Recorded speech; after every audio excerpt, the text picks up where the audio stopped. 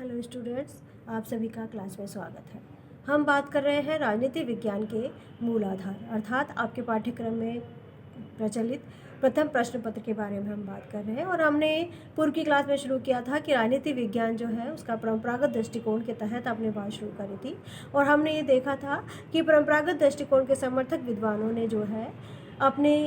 हिसाब से ही, अपने अध्ययन के हिसाब से, अपने दर्शन के हिसाब से उन्होंने जो है राजनीति विज्ञान को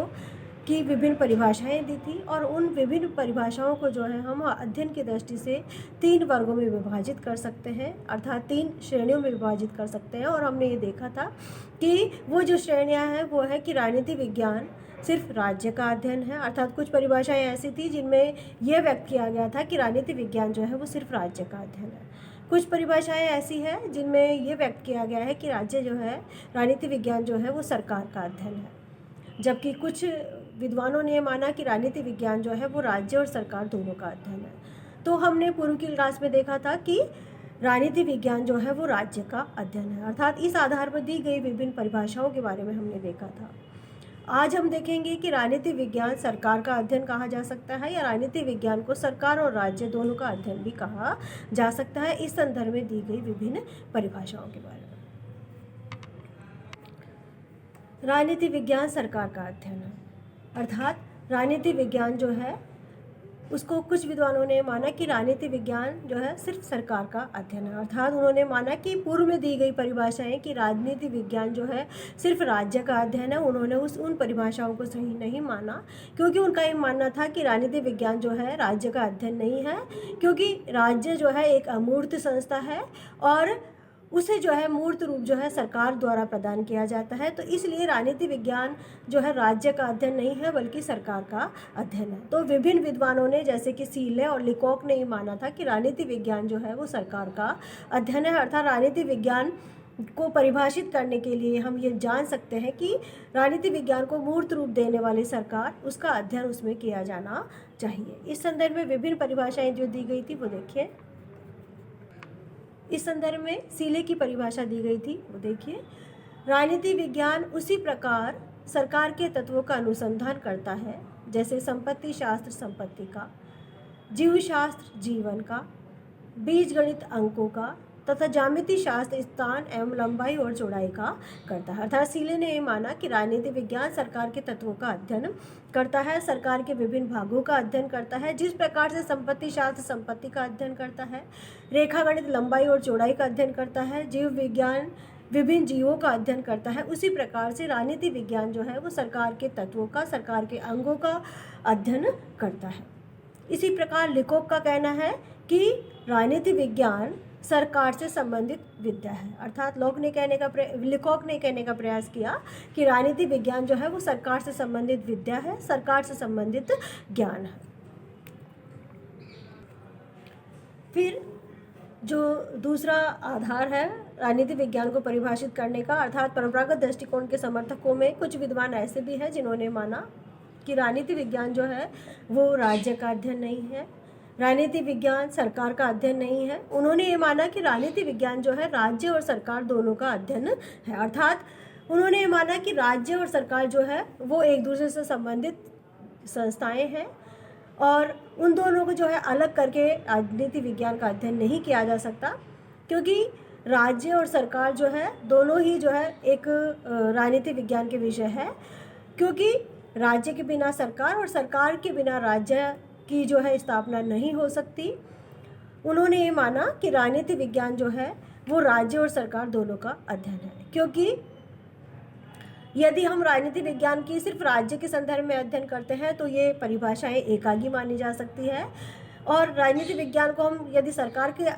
संदर्भ में अध्ययन करते हैं तो भी वो परिभाषाएं जो है अपूर्ण मानी जाती है। तो उन्होंने माना कि राज्य और सरकार दोनों एक दूसरे के पूरक हैं, क्योंकि राज्य के बिना सरकार और सरकार के बिना राज्य का कोई अस्तित्व नहीं हो सकता। इसलिए राजनीति विज्ञान में जो है राज्य और सरकार दोनों के अध्ययन को सम्मिलित किया जाना चाहिए। उन्होंने माना कि राज्य जो है एक अमूर्त संस्था है, लेकिन उसको मूर्त जो है वो मूर्त रूप सरकार के द्वारा प्रदान किया जाता है। तो इसलिए जो है सरकार का अध्ययन भी सम्मिलित होना चाहिए और राज्य का अध्ययन भी सम्मिलित करना चाहिए। इसके साथ साथ उन विद्वानों ने यह भी माना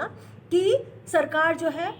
प्रभु सत्ता का उपभोग करती है तो राज्य नामक संस्था जो है वो प्रभु सत्ता को धारण करने वाली संस्था है। तो इस प्रकार से इन विद्वानों ने माना कि राज्य और सरकार जो है वो एक दूसरे के पूरक है, अर्थात राज्य के द्वारा जब प्रभु सत्ता को धारण किया जाता है तभी सरकार के द्वारा उस प्रभु सत्ता का उपभोग किया जाता है।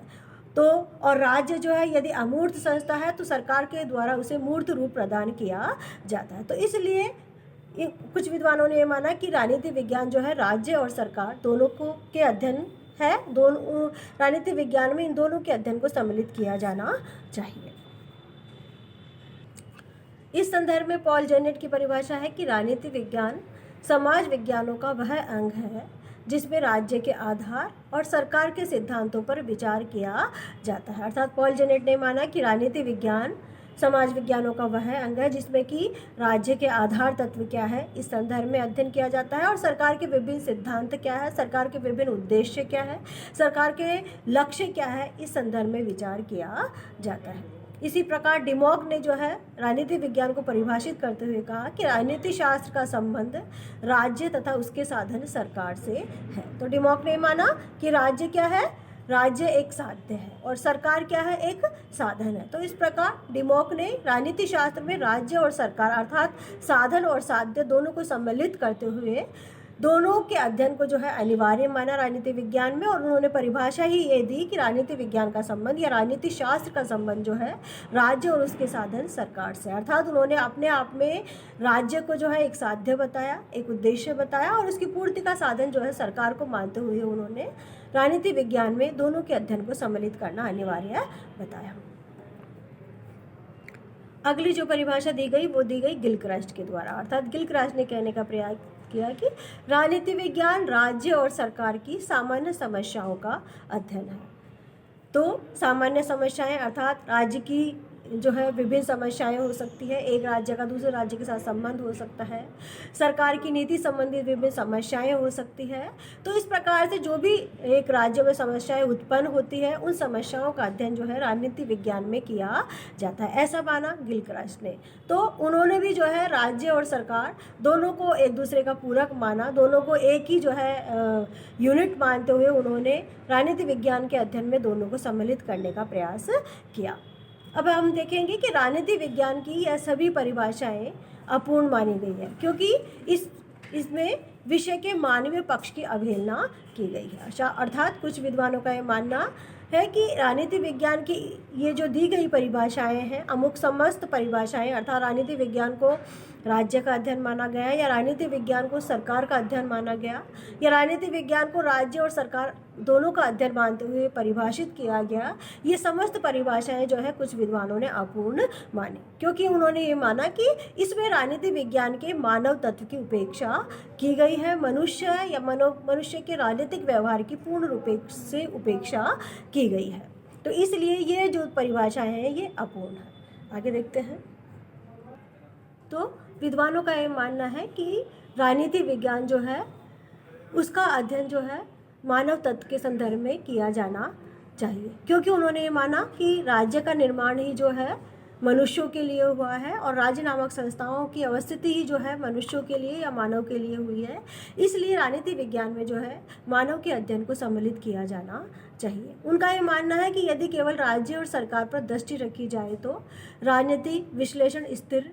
नितांत औपचारिक और संस्थागत होकर ही रह जाएगा। अर्थात राजनीति विज्ञान में सिर्फ राजनीतिक संस्थाओं का अध्ययन किया जाए अर्थात सरकार का अध्ययन किया जाए, सरकार के विभिन्न अंगों का अध्ययन किया जाए या राज्य के ढांचे का अध्ययन किया जाए, राज्य का ढांचागत अध्ययन किया जाए तो क्या होगा कि राजनीति विज्ञान का अध्ययन जो है सिर्फ औपचारिक अध्ययन बनकर रह जाएगा, संस्थागत अध्ययन बनकर रह जाएगा, विधिक अध्ययन बनकर रह जाएगा। अर्थात जैसा औपचारिक रूप से सैद्धांतिक रूप से लिखा हुआ है हमने विषय का वैसा ही अध्ययन किया। लेकिन राजनीतिक वैज्ञानिक ऐसा नहीं चाहते थे। उनका ये मानना था कि उनका अध्ययन जो है व्यवहारिक होना चाहिए, ऐसा अध्ययन होना चाहिए जो व्यवहारिक राजनीतिक जीवन की समस्याओं के समाधान में उपयोगी सिद्ध हुए। और ऐसा अध्ययन करने के लिए उन्होंने माना कि ऐसा अध्ययन करने के लिए मनुष्य को जो है राजनीति विज्ञान के अध्ययन में सम्मिलित किया जाना चाहिए या मनुष्य के राजनीतिक व्यवहार को राजनीति विज्ञान के अध्ययन में सम्मिलित किया जाना चाहिए। तो इसलिए उन्होंने जो है इस बात की पैरवी करी कि राजनीति विज्ञान जो है उसका अध्ययन मानव तत्व के संदर्भ में किया जाना चाहिए। आगे देखते हैं। इस संदर्भ में इंसाइक्लोपीडिया ऑफ सोशल साइंस में हर्मन हेलर ने कहा कि राजनीति विज्ञान के संपूर्ण स्वरूप का निर्धारण उसकी मानव विषयक मौलिक मान्यताओं द्वारा ही होता है। अर्थात उन्होंने ये कहने का प्रयास किया कि राजनीति विज्ञान के को यदि संपूर्ण परिप्रेक्ष्य में देखा जाए तो उसके निर्धारण करने के लिए या उस परिप्रेक्ष्य को पूर्ण करने के लिए हमें राज्य या सरकार नामक संस्थाओं को नहीं देखा जाना चाहिए, बल्कि उन संस्थाओं के कार्यों को वो संस्थाएं किस लिए कार्य करती है, उनके उद्देश्य क्या है, उनको जो है उनका अध्ययन करने के लिए या उनको संपूर्ण रूप में समझने के लिए हमारे द्वारा उसमें मानव विषयक जो है मौलिक मान्यताएं जो है उसका भी जो है निर्धारण करना चाहिए या उसको भी सम्मिलित किया जाना चाहिए। क्योंकि राजनीति विज्ञान में जो सरकारें कार्य करती है उसका उद्देश्य होता है मानव से संबंधित, अर्थात लोक कल्याण उनका उद्देश्य होता है या मानव कल्याण उनका उद्देश्य होता है। तो इस प्रकार से राज्य और सरकारों का उद्देश्य जो है, उनके कार्य करने का उद्देश्य वो मानव से संबंधित होता है और वो जो भी कार्य करती है वो मनुष्य के लिए करती है। तो हमारे द्वारा राजनीति विज्ञान का संपूर्ण परिप्रेक्ष्य में अध्ययन करने के लिए ये देखा जाना चाहिए कि उन संस्थाओं के द्वारा किए गए कार्यों पर मनुष्य पर क्या प्रभाव पड़ा, सरकार की नीतियों का जो है मनुष्य या मानव जीवन पर क्या प्रभाव पड़ा, उनका जो है किस प्रकार से विकास हो रहा है या नहीं, व्यक्तियों को किस प्रकार की स्वतंत्रताएं या अधिकार राजनीतिक संस्थाओं के द्वारा दिया जा रहा है। ये इन चीज़ों का अध्ययन जो है हमारे द्वारा किया जाना चाहिए, तभी हम राजनीति विज्ञान का जो है पूर्ण रूप से अध्ययन कर पाएंगे। फिर है लास्की ने कहा कि राजनीति विज्ञान संगठित राज्यों के संदर्भ में मानव जीवन के अध्ययन से संबंधित है। अर्थात लास्की ने कहने का प्रयास किया कि मानव जीवन के अध्ययन को सम्मिलित करते हुए राजनीति विज्ञान में जो है संगठित राज्यों के संदर्भ में जो है राजनीति विज्ञान का अध्ययन किया जाता है। अर्थात राज्य के पड़ोसी देशों के साथ किस प्रकार के संबंध है, राज्य जो है उसमें किस प्रकार के संगठन अवस्थित है, राज्य किस प्रकार के कार्य कर रहा है, राज्य संगठन में कैसा है, राज्य जो है मानव कल्याण के लिए किस प्रकार के कार्य कर रहा है, इस संदर्भ में देखते हुए राजनीति विज्ञान के अध्ययन को किया जाता है। तो लास्की ने भी ये कहने का प्रयास किया कि राजनीति विज्ञान का अध्ययन जो है वो राज्यों के साथ साथ मानव जीवन का अध्ययन भी उसमें सम्मिलित किया जाना चाहिए। निष्कर्ष तौर पर राजनीति विज्ञान की न्याय संगत परिभाषा करते हुए कहा जा सकता है कि राजनीति विज्ञान समाज विज्ञान का वह अंग है जिसके अंतर्गत मानव जीवन के राजनीतिक पक्ष का और जीवन के इस पक्ष से संबंधित राज्य, सरकार तथा अन्य संबंधित संगठनों का अध्ययन किया जाता है। अर्थात निष्कर्ष तौर पर यह न्याय संगत परिभाषा ये होगी कि राजनीति विज्ञान में मानव जीवन के राजनीतिक पक्ष का अर्थात मनुष्य के राजनीतिक व्यवहार के अध्ययन को सम्मिलित करने के साथ साथ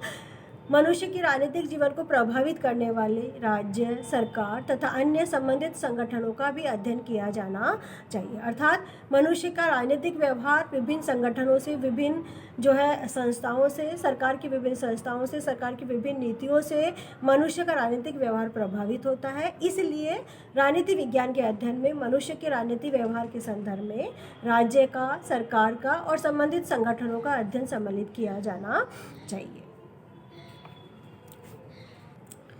ये हो गया आज आपका टॉपिक। अब मैं आपको एक बार सारी स्लाइड दिखा देती हूँ।